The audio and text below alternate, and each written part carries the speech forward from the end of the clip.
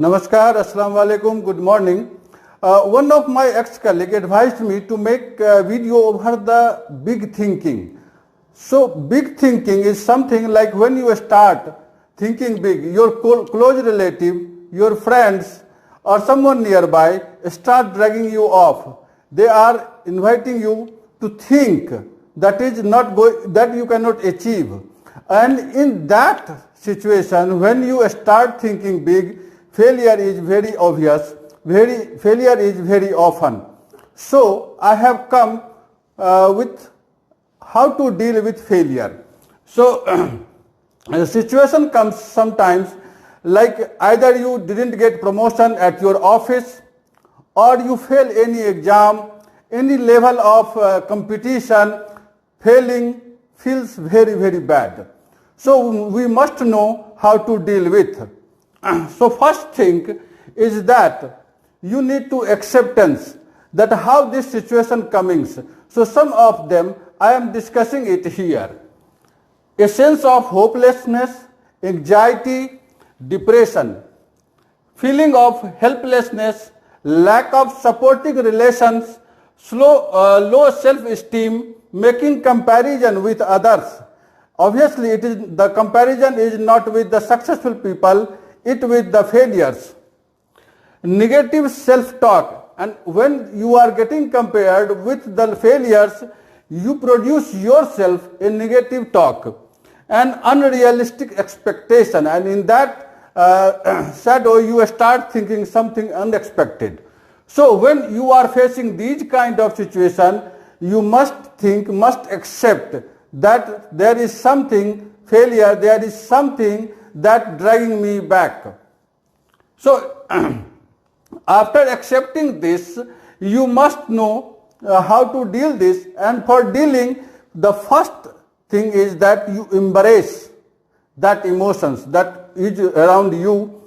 You must embrace it.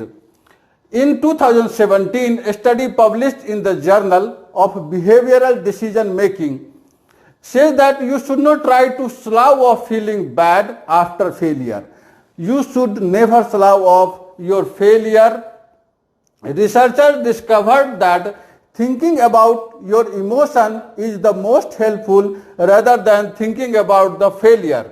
Allowing yourself to feel bad is somewhat motivating, and it can help you work harder to find better solution so that you will improve in next time. Then recognize unhealthy attempts. Here it is much important when you recognize yourself, when you accept yourself that you are a failure, you start some bad habits, embrace to them, like smoking, taking alcohol, drugs, or who is not doing these all activities, they are starting junk food. So these kind of remedies is just a temporary solution that we all know, but we all are tempted towards that. So you have to prevent yourself, first of all, that kind of unexpected, that kind of unhealthy way to rectify this. After recognizing this, turning to coping mechanism, then you can think, if we not do this, then what we do. So the coping skill, some of them are like calling a friend, practicing deep breathing, that means meditation, and taking a bubble bath, going for a walk with your pets, or something like gardening, and whatever, because every remedy doesn't work for everyone. So it is important to know that what does works for you. After recognizing them, make a picture and frame it and put it in a place like in your home or in your office, which can prevent you further failure. When you thinking depression, you can remind that frame, and it should be visible to you, and you can repeat them again and again. Then after coping skill, we need to think about some of the irrational belief about failure. During this process, most of the people start believing some of the irrational facts, like success is not cup of my tea, maybe it is something very hard, maybe we are not prepared, but exactly these beliefs are inaccurate. They can prevent you from doing things where you might not lead to your goal, might not lead to your success. So make a point to identify that irrational beliefs and start one by one to remove from your thought, remove your thinking. A 2016 review published in Clinical Psychology Review examining reactions of failure found that more positive attributional style, this is most important, positive attributional style was a strong factor how resilient people were during that emotional stage when they are getting failed. Because some of the people who is resilient, they take it very casually, they don't take it in the pressure. Like when you find yourself thinking that you are a hopeless cause, there is no use to try again, reframe your thinking. When you are changing this, then you can know the failure. Then you can know failure is a sign that you are really trying something hard, something difficult. Then the second affirmation is, I can handle failure. And the third one is, I can learn many things from the failure and I can step it down which is not helpful. And the fourth one, this is the most important, that you need to affirm, yes, I can bounce back. Yes, I will bounce back. After accepting this all appropriate level of responsibility, when you affirm yourself that you can bounce back, I will bounce back, then you start working how to deal this. So the first thing is you take accurate level of responsibility. Like when there is a failure, you start blaming to the outside situation, opportunity, but it's not accurate. Or sometimes it happens like you start blaming yourself that this is my mistake and I should not repeat it again. Similar kind of thing. But here, analysis of the fact, analysis of the process is quite important. And take accurate level that what could be your responsibility and what could be the situation that can stop. So the next time where you are is okay, but you think about how to prevent that situation which has stopped you the earlier stage in the last time. Then the researcher's famous failure, and during that period when you are saying, you think about, you research about some of the famous failures. Like we know the many people, I believe that there is no shortage of the famous failure, like from Walt Disney to the Thomas Alva Edison, they all get failed and we remember them. We remember them because they bounce back. However, I have not studied all of them, but some of them I am going to explain which I have studied them during my failure days. The first one is Walt Disney.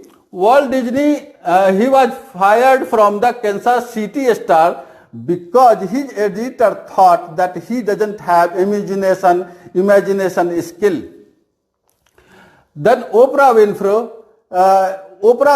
is the most publicly most valuable television presenter, most successful television presenter, but his first job in TV ended abruptly after the producer declared she was unfit for the television.